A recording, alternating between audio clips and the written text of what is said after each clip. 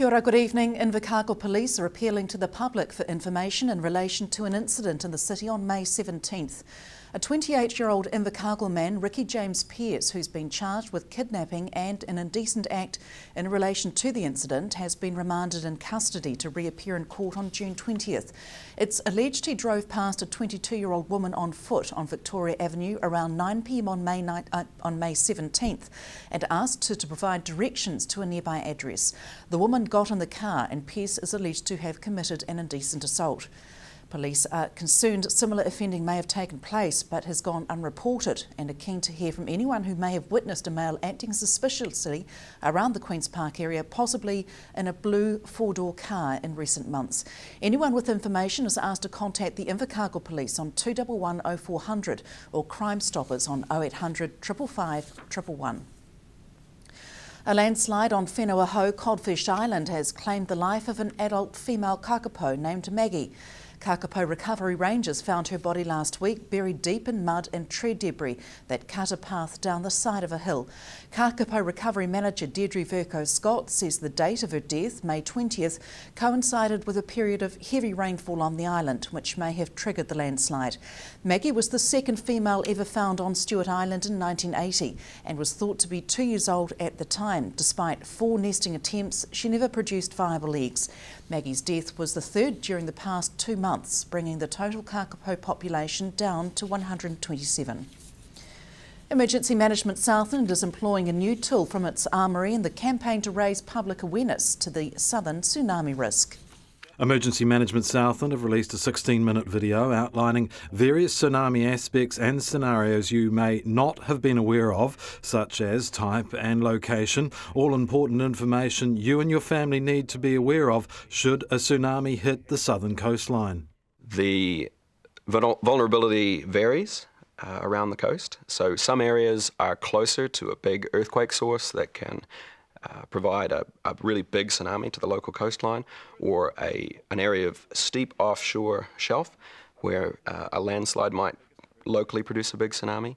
And then there's also variations in exposure to distant source tsunami. So tsunami that might be coming from South America or the northern part of the Pacific, or even the Tongan, Samoan area will generally affect certain parts of the country more than others. So especially the east coast and the northeast coast is more exposed to those Pacific-wide tsunami. The unpredictability of wave size is also a feature of the video. Waves can vary in size, frequency and number. Key information for Southlanders living on or by the coast, as well as in the city of Invercargill itself.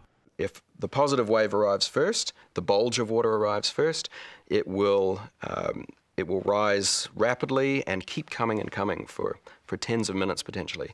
And then it'll take the same amount of time to suck back out, and then it will come back in again. The other point about tsunami waves is that half of the time you're going to get a positive wave, so you're going to get the bulge of water arriving at the coast first, and half of the time you're going to get a negative wave arriving first, so the water will withdraw. So there's only a 50% chance of seeing that water withdrawal ahead of the wave, and in the other cases, it's the disturbance and noise from the ocean that's the only warning, because you're not seeing a withdrawal of water. The largest local trouble spot is likely to be a tsunami caused by movement of the Earth's crust at the Pusica Trench off the southwest coast, a scenario that could produce waves of 4 to 9 metres high and a limited window of opportunity for evacuation. If caught in any tsunami situation, the advice is to get inland or to the highest point possible. It's always best to try and get away from the water rather than trying to hold on to something. Tsunami waves are full of sand and rocks and buildings and sheet metal and cars and trees, and so they're very dangerous. People who are in the water, even if they're holding onto a tree or holding onto a building, are very badly injured commonly by a tsunami wave. So it's always better to head for higher ground. In a case where the tsunami is extremely close by and there's no high ground nearby and there's a good solid high-rise building nearby, it might be worth heading up to the top of that building, but it would need to be several stories high. The most important advice is to be prepared and have a plan for you and your family should the worst occur. The 16-minute video is available for viewing on YouTube. For interest groups via DVD from Emergency Management Southland itself. The organisation will also employ it as an informational tool when addressing community groups. Hunter Andrews, South Today News. 5 projects on Stewart Island will reap the rewards in the first round of allocation of money collected from the Stewart Island Visitor Levy. The $5 visitor levy was introduced in October last year and 8 applications were received in the first funding round of $85,000. $50,000 was granted to the Stewart Island Jetty Subcommittee for the Port William Jetty rebuild. The Stewart Island Community Board received $25,000 to upgrade the Horseshoe Bay walking track. Just over $5,000 was granted to support associated costs with the volunteer coordinator pest manager. The Lions Club received $3,000 for picnic tables and $2,400 was granted to extend free Wi-Fi coverage on the island. Still to come after the break, making pedestrian crossing faster and safer. Plus, Kindy makes more free preschool education available in the south.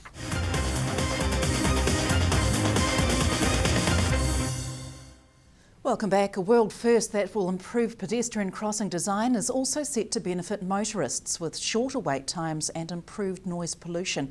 Invercargill will be the first city to introduce both slow and fast walk time options for pedestrians. And it's estimated the quicker pedestrian turnaround times will save around $1,000 a month in driver delays and fuel savings. That's for just one crossing. I spoke to the man behind the initiative, Eddie Cook. The average delay to date is 7 seconds, so we're thinking around about 5 to 6 second reduction in delay for the faster walker time, because it is the faster walkers that are producing the vehicle delays, because they're well across the road before that red man has stopped flashing. But then pedestrians who are visually impaired or perhaps intellectually disabled who need that longer time, this will help to cater for them. Exactly. Now the message for our slower walking pedestrians, and I've been doing a lot of work with the stakeholder groups, with the disability sector, with the health sector, Automobile Association. The message for our slow walking pedestrians, hold that button in until it vibrates for about 3 seconds, and then there's a slight vibrate there, and it'll also make a beep beep noise. It's an idea that came to you yourself when you were doing some research. Yeah, that's right. I did a master's degree research through Canterbury University, and I graduated last year, and I studied specifically pedestrian behaviour at traffic signals. And one of my conclusions, recommendations from that research was that we're wasting a lot of there was a lot of vehicle delays being incurred by excessive red man flashing.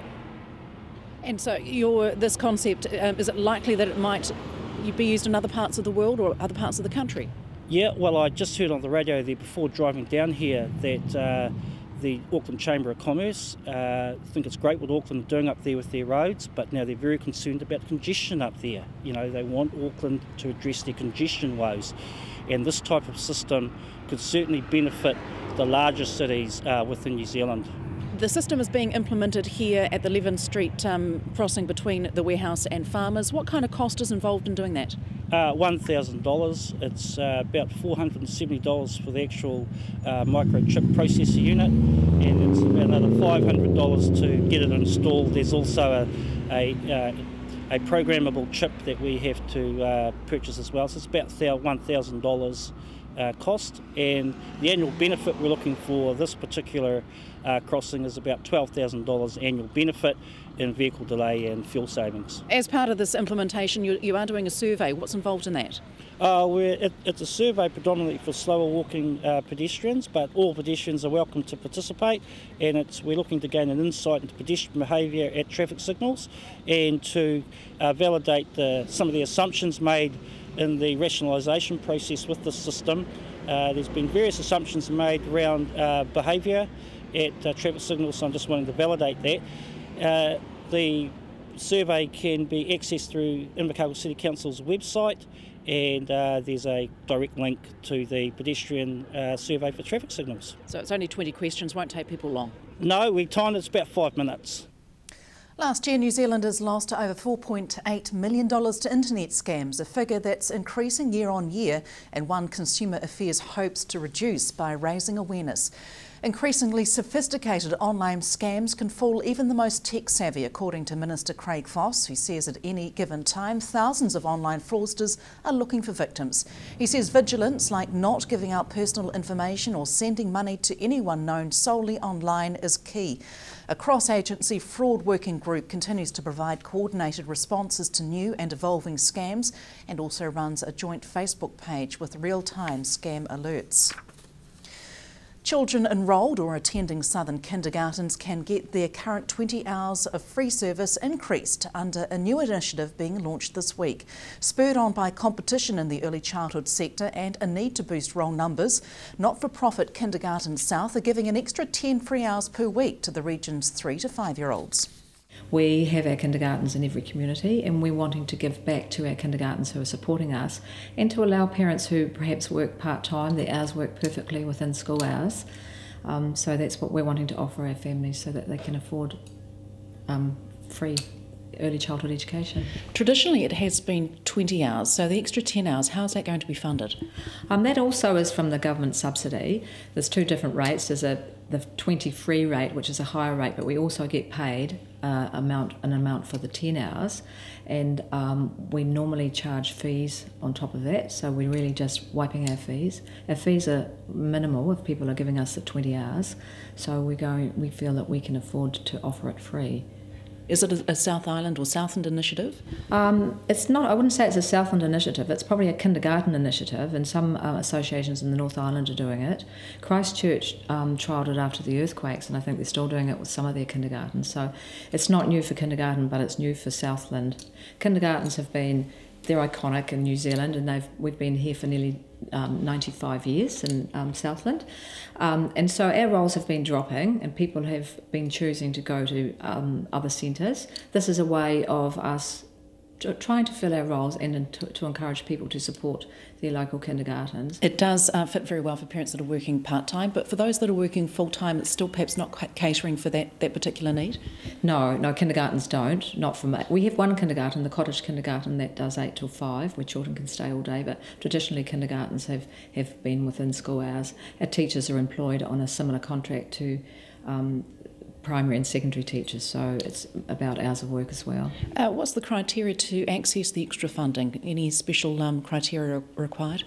The criteria around it is that parents must give us their 20 free hours, and they must be doing the full 30 hours.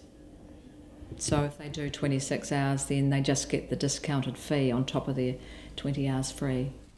The Southland Festival of the Arts has had bigger audiences this year, with more than 9,000 people attending performances over the month-long event.